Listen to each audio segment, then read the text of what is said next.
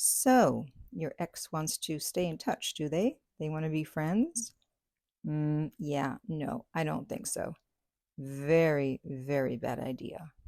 Why? Well, stay tuned and you'll find out. Hi, this is Lucia with The Art of Love. I'm a dating and relationship expert specializing in helping you get your ex back or to get over your ex. And welcome back, my beautiful no contact army. Have you downloaded my app Silencio to help you stay in no contact? If you haven't, the link is underneath every single video and podcast. And if you too would like to join our no contact army, all you have to do is hit the subscribe button and the bell notification, and you're in. And to read our manual, go to nocontactsecrets.com where you can read 2 free chapters before you purchase the book.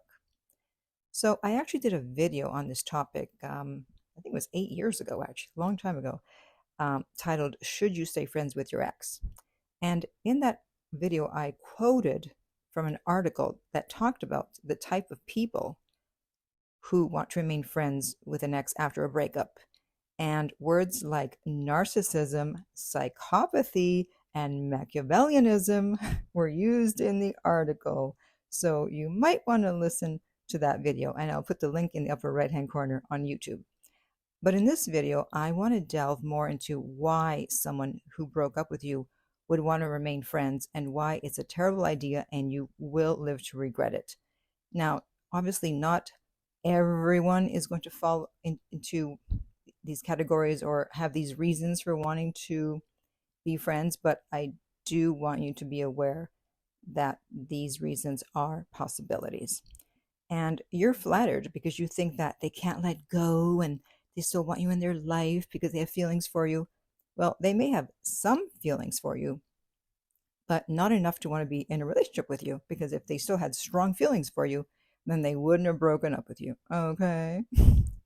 So let's get the obvious out of the way. Yes, sex. Now, guys are more likely to do this than women because women are not usually staying in touch for this reason. And you're going to think that you'll be able to get them back if you're being intimate, but most likely what's going to happen is they will eventually find someone else, and that other person will tell them to not contact you, and then you'll realize that staying in touch with them was a big mistake. You're going to be mad, so don't tell me I didn't warn you. How does staying in touch with them while they're sleeping with other people benefit you? Well, it doesn't. And you may say, well, but I'm going to sleep with other people too. Yes, but the thing is that you did not want the relationship to end. They did. So you are still emotionally attached. They are not. So when they meet the dream girl or dream guy, they will be gone, gone, gone. Now, another reason they may want to stay in touch is because you're the backup plan in case they cannot meet someone else. So let me make this analogy. So imagine that your ex quit their job. Okay, so you're the job. But the job didn't want them to quit. So they go, hey, that's fine, you quit, but you can come back anytime. Come back to your job. We're here for you. We're going to save your position. Or just come visit. Just come by, have coffee, have lunch with the guys, the girls, whoever. Don't worry. We're always here for you. So now, as they're out there looking for another job, they're not going to be desperate. They're not going to have any air of desperation because they know they have their backup plan. They have you. They know they can go back to you anytime. So what incentive do they have to come back if they know that, hey, I can still see him or her, the ex, but I can also look for someone else. So by agreeing to be friends, now you are actually helping them to move on. You're giving them confidence, attention, validation. It boosts their self-worth. And if they're going through a dry spell, they know that you're always there to fall back on. So I don't think you want to be the backup plan, right? I hope not. Another reason is because they're actually using you to get over you. They know they don't want to be with you, but they also need help moving on because when someone breaks up with you, their interest level is not usually 0. It's usually close to 50, like under 50 though, in the 40s, maybe the 30s, but there's still some feelings there.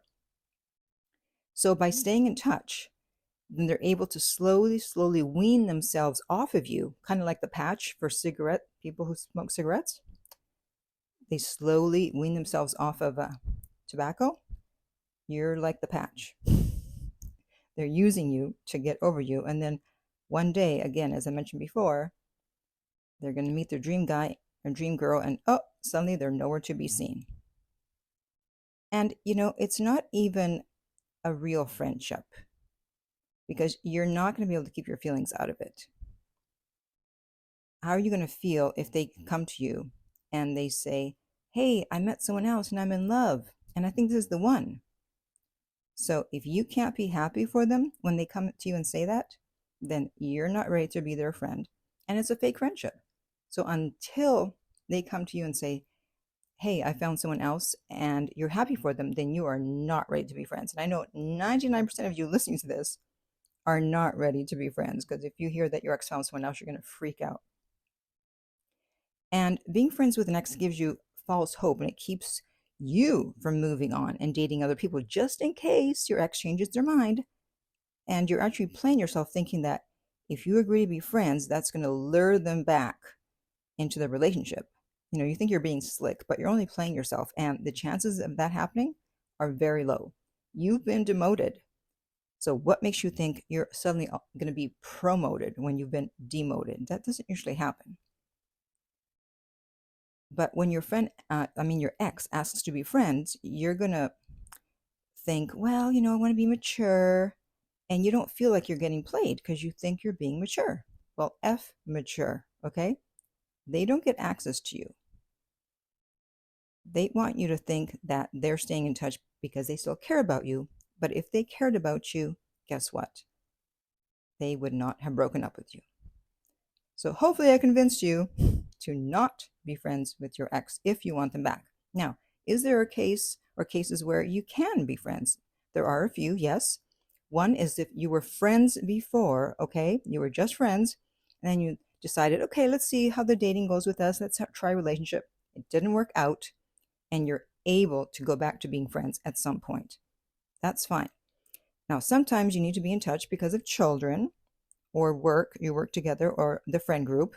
And I do have a video on how to do no contact if you have kids together. So I'll put the link to that in the upper right-hand corner. But basically, obviously, you have to be in contact. It doesn't mean you have to be friends. So you tell them to contact you only about the kids, and you're not going to respond to any messages about anything else. If you see them at work, you have to work together. Treat them like any other colleague. Be courteous. Keep it moving. No puppy dog eyes. You can be friendly, but you do not have to be friends. Got it?